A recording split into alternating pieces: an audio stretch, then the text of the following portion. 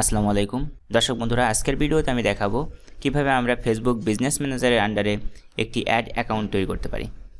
So সেটা করার জন্য প্রথমে আমাদের বিজনেস ম্যানেজার অ্যাকাউন্টে লগ ইন করে নিতে হবে। আমরা ফেসবুক বিজনেস ম্যানেজার অ্যাকাউন্টে লগ ইন করেছি।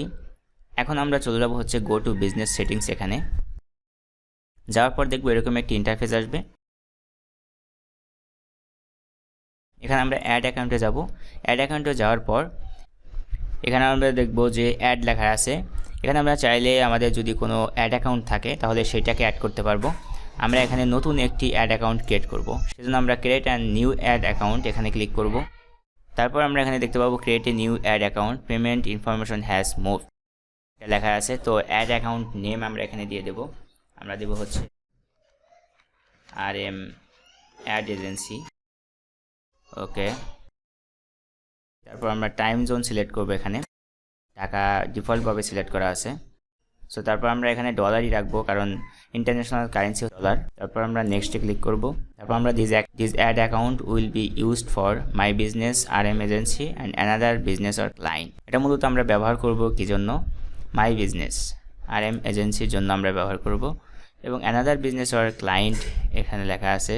সো আমরা এখানে মাই বিজনেস দিয়ে দেব। তারপর ক্রিয়েটে ক্লিক করব।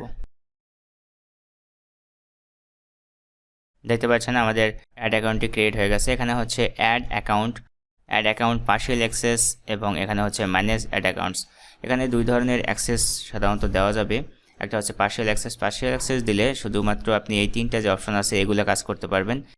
পার্শিয়াল অ্যাক্সেস যদি দেওয়া হয় কাউকে, তাহলে সে পেমেন্ট ব্যতীত অন্য সবগুলো কাজ করতে পারবে, এবং যদি ফুল কন্ট্রোল কাউকে দেওয়া হয় তাহলে সে পেমেন্ট সহ সব ধরনের কাজ এখানে করতে পারবে। সো এখানে রবিউল ইসলাম দেওয়া আছে, এটাকে টিক মার্ক দিয়ে আমরা এখানে ফুল কন্ট্রোল দিয়ে দেবো। তারপর অ্যাসাইনে ক্লিক করব।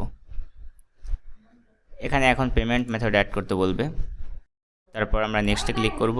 এখানে আমরা দেখতে পাচ্ছি business and tax info, optical added tax ID or address. এখানে অনেকগুলো অপশন আছে, পেপাল রয়েছে, এখানে ডেবিট ক্রেডিট কার্ড দেওয়া যাবে।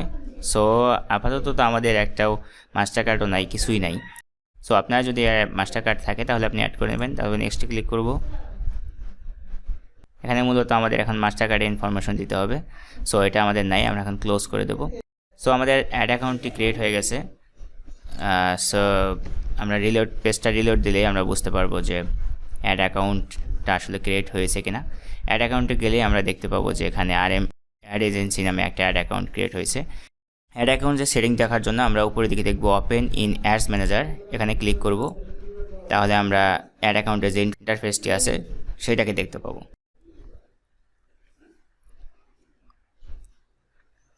আমরা যদি ফেসবুক অ্যাড ম্যানেজার থেকে অ্যাড রান করতে চাই তাহলে আমাদের অবশ্যই একটা মাস্টার কার্ড কিংবা পেপালের ইমেল অ্যাড্রেস অ্যাড করতে হবে। এখানে অ্যাড অ্যাকাউন্টে সাধারণত এরকম ইন্টারফেস দেখা যাবে।